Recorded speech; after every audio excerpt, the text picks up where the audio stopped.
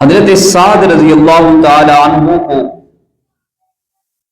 ایک شخص بہت تنگ کرتا تھا،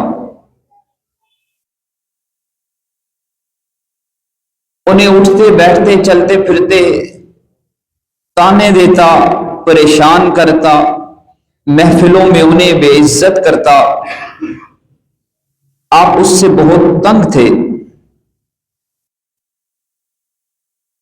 ایک مرتبہ آپ نے یہ دعا فرمائی کہ اے اللہ مجھے اس کی زبان اور اس کے ہاتھوں کے ایذا رسانی سے محفوظ فرما۔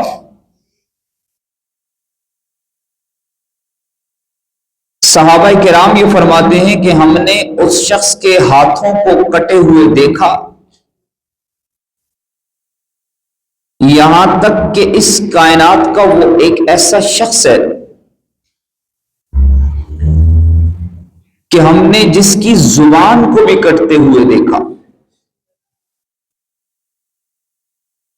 ہاتھوں کا کٹنا تو کوئی عجیب بات نہیں ہے، ہاتھ کٹ سکتے ہیں، زبان کیسے کٹے؟ جنگ کے دوران اس شخص کے ہاتھ کٹ گئے، لیکن دوران جنگ اس کی زبان بھی کٹ گئی۔ لوگوں نے آ کر حضرت سعد سے پوچھا کہ آپ نے اس کے بارے میں یہ الفاظ کہے، اللہ نے اس کے ہاتھ بھی کاٹ ڈالے، اس کی زبان بھی کاٹ ڈالی، آپ کیا عمل کرتے ہیں کہ اللہ آپ کی ہر دعا کو قبول فرماتا ہے؟ حضرت سعد رضی اللہ تعالیٰ عنہ نے فرمایا کہ میں جب کھانا کھانے لگتا ہوں تو جو لقمہ میرے ہاتھ میں ہے میں اس کو منہ میں ڈالنے سے پہلے سوچتا ہوں کہ یہ حلال کا ہے یا نہیں۔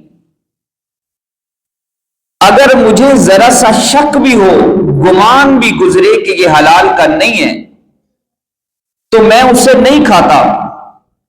میں صرف حرام سے نہیں بچتا، مشتبہ اشیاء سے بھی اپنے آپ کو بچاتا ہوں، اور حلال کا اتنا اہتمام کرتا ہوں۔